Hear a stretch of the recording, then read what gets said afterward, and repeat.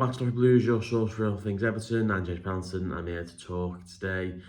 Not about the actual football, which is a real shame if it sounds like we're not talking about football ever at the minute, whether it's officials, VAR, referees, linesmen, pundits, whatever it might be. But this time it's all about profit and sustainability rulings and the breaches that Everton have supposedly made.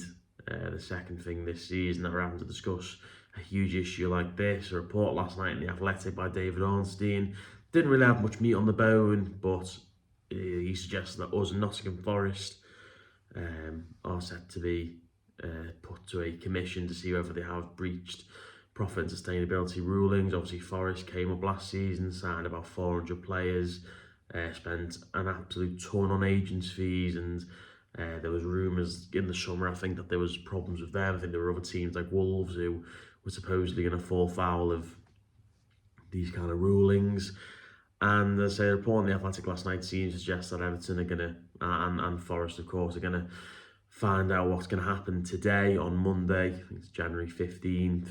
That's supposedly the 2-week window from New Year when the accounts get submitted. And yeah, I don't really know what to say, to be honest with you, because as I read that report last night, not much meat on the bone, doesn't really seem to suggest where this has happened or why this has happened. I think it's just kind of, he's probably had a tip off and a source has suggested that Everton are going to have to go to this commission. We're going to have to see what comes of that. But I mean, it's just so depressing, isn't it? Because obviously Everton are fighting against this point deduction from, I think it would have been November now. Feels like an absolute age ago. That's for sure. But Everton was seemingly still fighting against that, rightly so, given that it was incredibly harsh and completely unfounded. There's rumours that points reduction, there's going to be some reductions done to that or whatever. That seems to be the sound at the minute. But before the ruling even came into place, the sounds were that Everton were only going to get a fine. And that obviously proved not to be the case. So you don't know what to believe, do you? But Ornstein has seemingly suggested that this could be a fine or it could be a point deduction, and there's just really no guessing what's going to happen, because obviously you don't know how bad or supposedly bad these breaches are. If the odd 20 odd million quid that was over in the last breach is there, then you just don't know what they're going to do this time. And yeah, the whole situation is just such a mess, because you've got this 10 points hanging over you and you kind of want to just forget about it and move on, because it's happened now and Everton's still got the head above water.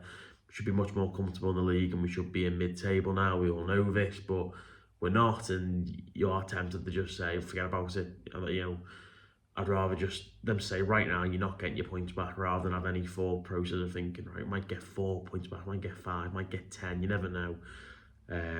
But instead, you know, I was doing something last night and I didn't expect this to come out, and then you get the notification, because I've got Ornstein on notifications on Twitter, and it comes through and it's just a sucker punch, an absolute gut punch. You're pleased with the point yesterday against Villa, or certainly I was. You're quite pleased with the performance, and you're starting to think again, yeah, I'm still very much hopeful we can stay up, and then this comes about. It's just insane, and the worst bit for me is that I think the backstop date for this is the 24th of May for when appeals are to be heard, and kind of go from there with what the punishment is. But after the season finishes on the 19th of May, and I don't care who you are, you cannot end the season and then potentially, not just us, Forest as well, and anyone else who maybe gets dragged into any of this nonsense, but you can't end the season and then relegate a team, or even knocking teams, you know, down a few places is going to cause massive issues. But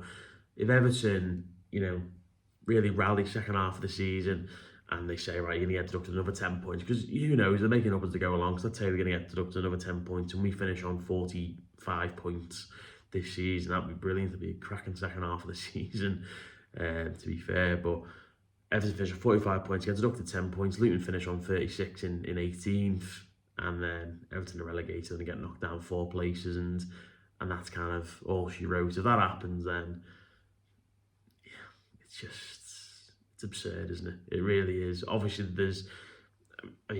I'd say there's potential that maybe this could go on to next season, but again, Ornstein's thing, it suggests that any of these minor breaches, as they put it, you know, what does minor mean? Christ, but any of these minor breaches are going to be levied in the same season. It's really interesting that, because it just kind of, I don't want to keep going back to City, but City have made 115 of these supposed breaches. They've appealed all those, of course, and I'm sure there'll be some that are unfounded in there and they will be cleared of. But it's like, right, the more you cheat and the more things that happen, the more problems you get yourself into, the longer it takes to sort out, supposedly.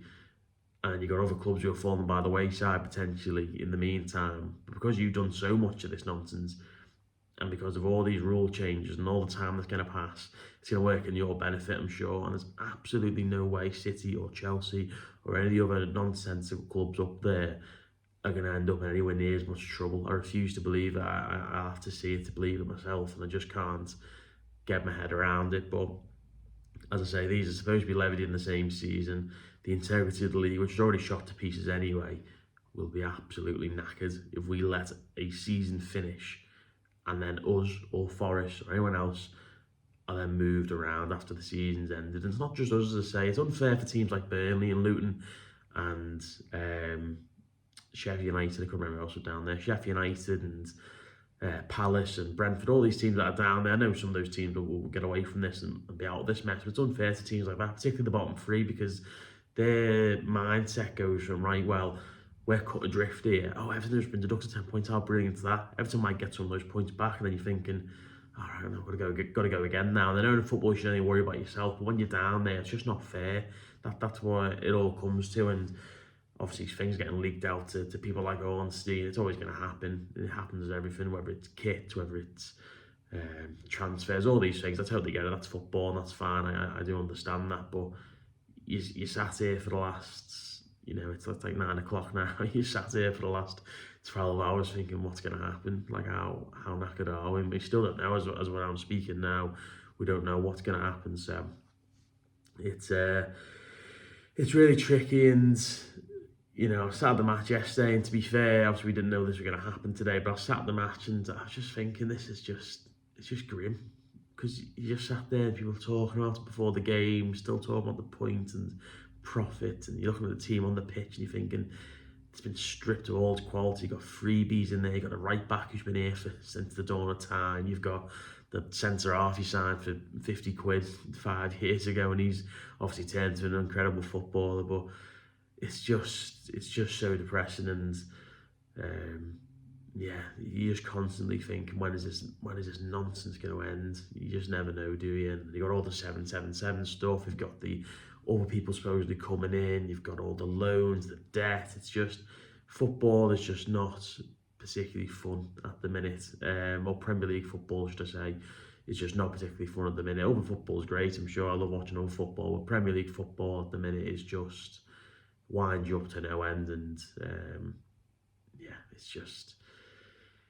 just a nightmare. And I'm sure I speak for everyone. I say I'm just so drained and so tired of this nonsense, and you just hope someone can pull an iron out of the fire, and maybe the best case scenario can happen where Everton get some points back and then get a fine, and someone comes in and buys us, and it's all brilliant. But as I say, I went into the day of the 10-point deduction thinking we were going to get a suspended penalty, suspended point penalty and a fine, and we ended up with the biggest point deduction in top flight English football history, which is absurd, really.